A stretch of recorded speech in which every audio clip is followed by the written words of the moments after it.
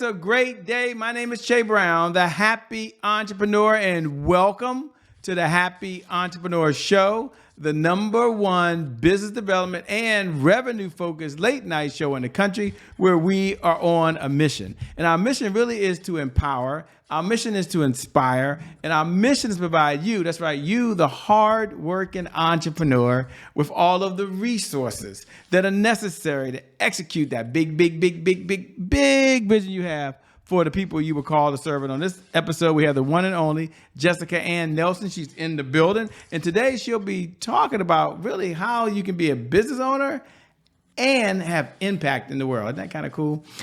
What's going on, Jessica? How you doing? I'm doing great. Thank you so much for having me on the show. How are you? I'm doing fine. Thank you so much for being here. We really appreciate it. And thank you to viewers. Thank you for tuning in, by the way, because without you, well, we really don't have a show. So we appreciate you being here and allowing us to stream into your home during these very challenging times we live in. Jessica, as we get started, the first question is, what was it like going from working a full-time job, I'll say it like that, to being an entrepreneur? What was the biggest mindset change you had to do? I actually had to step into the, I actually had to want to be a leader. I always knew I had what it took to become a leader, but I was just afraid to step into that role. So once I changed my mindset as to I can't do it, I changed how I thought and I was like, I can do it. And now I'm actually doing it. So that was the process. Yeah, when you think of the word leader, I know it means different things to different people. It's tossed around so many times, by the way. But when you think of a leader, what's your definition of a leader? My definition is to treat people how you want to be treated. A lot of times in the workplace, when I was working under somebody, I realized like I would never treat an employee like that. So I made a promise to myself that if I ever became an employer, I would make sure my employees felt loved. And just treating somebody like that actually allows the employee to want to come to work. What do you say to the person that's listening now and they're saying, well, how do you be a leader of one? Because you got to be a leader of one before you're a leader of many. How are you able to practice being kind to so many different folks from different backgrounds, different economic statuses, but you seem to treat everybody the same? How are you able to do that as a leader? Honestly, I don't know other people's, religious background, but honestly, praying and treating people like how Christ led the church, and that's how I made it this far. So if the Lord could lead and bring people together and stuff, that's how I aspire to be a leader as well. So that's how just believing in God allowed me to become a leader. You know, you were in law enforcement first as a police officer. What's one of the reasons you chose that path when you first got started versus being an entrepreneur? I always thought it was my passion, and at a time it was, but sometimes good things just come to an end to open up the door for something else. And I chose the path to become an entrepreneur. And I feel like being a cop did pave the way for that because I seen what needed to be changed and I decided to make a change. We're gonna get to your backstory in a moment, your background.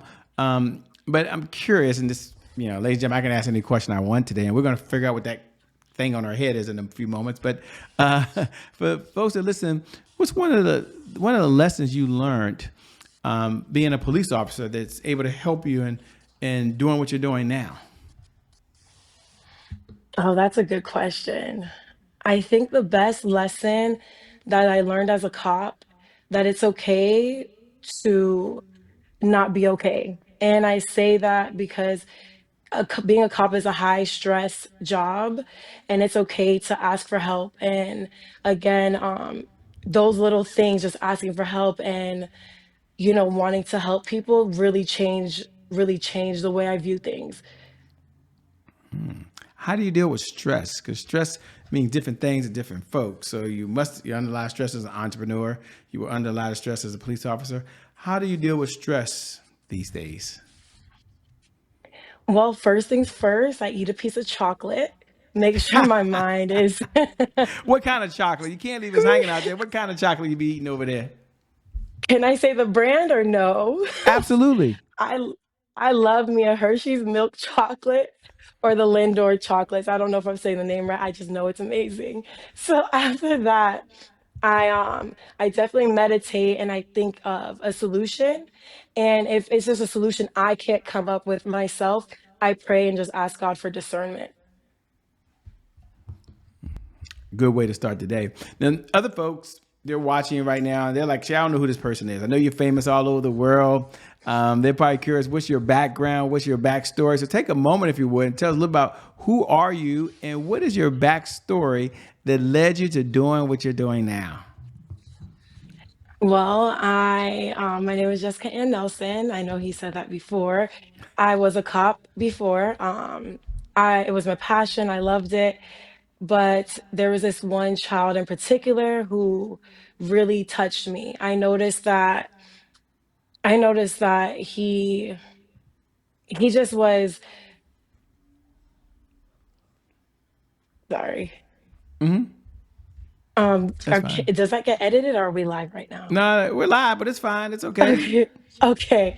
Okay. So let me just speak like, naturally. I met a child. I dealt with a lot of different cases, but when they put me to work with juveniles, that's what really impacted me in a different way. And this one child in particular, he said he was broken and he spoke about his background and the way he came from. And I realized that if he had felt loved or somebody had intervened at a younger age, he wouldn't have turned to the path that he did. And I started seeing the case was similar for most juvenile delinquency. And I know that's a term that people use, but I'm going to use it in quotes because honestly, people can change. So they were just a juvenile delinquent in that moment. And I realized the story was the same for everybody who got in trouble with the law at a young age.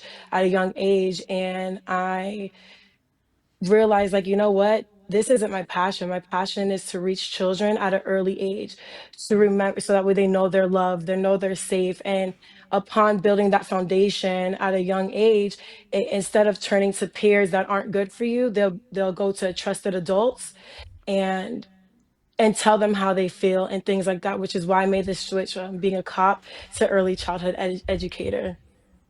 And how did you hear about the early child educator and getting into child care? I mean, was that something that you was doing before, or is that something you knew someone was in that industry, or did you just decide this is the industry I want to be in?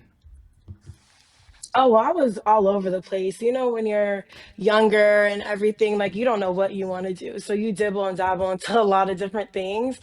And so I wanted to be a cop because SWAT and everything interests me. All those shows interest me. And then but the shows is not reality, let me tell you that. So I learned that early on. And I volunteered at church regarding with the children. So I kind of had a taste for it, but again, I didn't realize that's what I really wanted to do. And then I did my research, like, oh my gosh, there actually is something where you can love on kids all day long. So that's why I chose my path. Yeah, I had a chance to meet you in person, and I love what your heart is. And there's folks that are looking now saying, "Shay, I see some 2025, depending on when they're watching this, and some Miss Florida, something behind there." Take a moment and talk about how did you hear about the Miss Corporate America pageant? It was an ad, of course, Facebook and all the things we do online. If you say something enough, it starts popping up. So I was like, oh, I want to be in a pageant of something, but I want it to be more than just beauty. I want it to be brains and things like that too, of that nature. And then different pageants started popping up. And again, I've prayed for the spirit of discernment a long time ago. And I feel like it's pretty good. Um, and I picked Miss Corporate America, and here I am. And that's how I heard about it. When you first decided, well, I'll ask this question first. You are Miss Corporate America, Florida. Congratulations to you, by the way. Thank you. Uh, what does it feel like to have that responsibility now? Oh, that's a good question. When I first got crowned, it was so surreal. Oh my gosh, it was surreal, but I loved every moment of it. Now that I am, or when I go out in my stash, or I wear my crown, a lot of adults, get excited and they're like, "Oh my gosh, can I take a picture with you?" And I love that and I appreciate it so much. But when I see little kids and come to me, I'm like, "Mommy, that's a princess." And I want to be like her when I grow up. And I explain to them, well, oh, Miss Jessica Ann has a daycare and there's kids like you there. And then I explain to them, like, oh my goodness, I want to be a teacher too. I love inspiring adults, but it's just amazing to see such a pure, innocent soul be so inspired by this crown. So it's not only a symbolism of it's not an ornament or whatever somebody would say when it comes to crowns and tiaras and things like that. It's a symbolism of empowerment. It symbolizes love. It symbolizes a responsibility. And I'm so excited to carry all that weight for generations to come. Yeah. Oh, you got a heavy responsibility. What would you say to the little girl out there that's watching, or a big girl that's out there watching, or a little boy? He could be watching, or a big guy could be watching, like Mhm. me watching now. What do you say that? What's something you tell yourself to stay encouraged and stay inspired, or the affirmations you tell yourself? Because some days you don't feel like you want to feel like, but you're able to still go do some things. So my direct question is, what's an affirmation or a saying or something you tell yourself to stay motivated, stay encouraged? I always start the day off by saying, I'm saved, I am loved, and I am here for a reason. And when I say that, I notice my mindset changes. Have you ever woke up one day and was like, man, this is going to be a bad day? And anything that could happen, happened? I believe like once you say something over yourself, that's what your day becomes. So if you start the day of, it doesn't even matter what you say. You can say, I'm loved, or even something as simple as today is going to be a good day. And you're going to just shift the whole dynamic of the day. So one day it'll be, today's going to be a great day. Or if I'm feeling, a little down, I'll say I am loved. Or if it's something that I just need to, just uplift myself, I'll say I'm important. And those are the sayings that get me through the day. Is that listen, they're saying, man, shit, her life is perfect. And it's a really good segue to a segment we have here called Today is My January 1st. Now, for those folks who tune in every night at 11 p.m. Eastern Standard Time, you know what we're about to do. You can go ahead and say those magical words. Today is my January 1st. And for all the other folks who are watching for the very first time, welcome to the Happy Entrepreneur Show family. Today is my January 1st is our personal mantra. It represents a fresh start. It represents do over. It means our past, no matter how dark and gloomy that past is or how bright and sunny that past has been, the past no longer equals the future. And so my Mm. question for the one and only Joanna sitting on the other side is really twofold. Number one, when you hear those words, today is my January 1st, what kind of goes through your mind? And number two, was there ever time you had a setback? Sounds like her life's been perfect, ladies and gentlemen. She goes to be a police officer. She starts a business. She might have a perfect life. I don't know. But was there ever time there was a setback and a challenge in your life? And if so, how did you bounce back from that? There's, I feel like when something's going to happen that's going to be amazing or life changing, there's always a setback. For example, when I was just about to open up my facility, everything was good to go. Then DCF came, which is they inspect the building, came and said they changed the requirements for the half wall. So I have half walls in my facility. And they were like, instead of 28 feet, it has to be 36 feet. And I was like, oh my goodness, there's no way. So I couldn't open the daycare the following day. And I was upset. I was crying, of course. And they said, you have to change your whole walls. And nobody was able to help me. And I know nothing about construction. So my best friend's father, he got off work and he couldn't build it for me because he had to go right back to work and in the time frame DCF wanted, but he showed me how to build a wall. And I looked at him and I practiced the skill and he gave me all the tools to build the wall. And instead of and I can't thank him enough because without him I wouldn't have had the daycare. And I built the wall myself. And the thing is, people look at a setback as something negative, but I look at it as a positive. Instead of asking somebody to do something, now I know how to do it myself. So instead of looking at something as a crutch in my life, it turned into something positive because now I'm building walls left and right. And with that being said, I ended up opening up the facility, and that's the end of that story. Yeah. Wow. I love it. When you're not the Miss Corporate America patch, let me come back to that for a moment if I can. What is it like now partnering with other women who have a similar interest, a similar mission, goals, and objective? Is everybody, how is that working out? Y'all are getting along? Tell me a little about that. We want to know. Oh my gosh, listen, I had a good group. It was a good group of contestants, and we still communicate to this day. It was so good, and I'm so glad to meet like-minded people, and I was so happy to develop lifelong friendships as well. We communicate every day almost, and we still have our group meetings and just empowering one another. And I just love how they still uplift me and they still support me, and I do the same for them. It was an amazing experience. Good, good. Of all the mentors you had on this journey of life, what's one of the best pieces of advice you've ever been given these days? You know what? Now that you asked me that question, I've never had a real mentor in my life. Okay. But what I can say is there's people on the street that you're passing by. For example, this lady in Walmart just stopped me and she was like, you know, you're worthy and you just need to learn to love yourself. And she goes, I don't know what it is, but God just told me to say that. And at the time, I really needed to hear that. So I might not have mentors like that, but God puts people in different places and they will really come up to me and speak to me. And I know that's God. So if you had to say who's your mentor, I would say God speaking through people. Very important lesson. You never know who you can learn from, do you? No, sir. No. Well, let me see. As we come down the home stretch, a two-part question. Number one, is your daycare taking on any clients these days? And if so, what type of clients?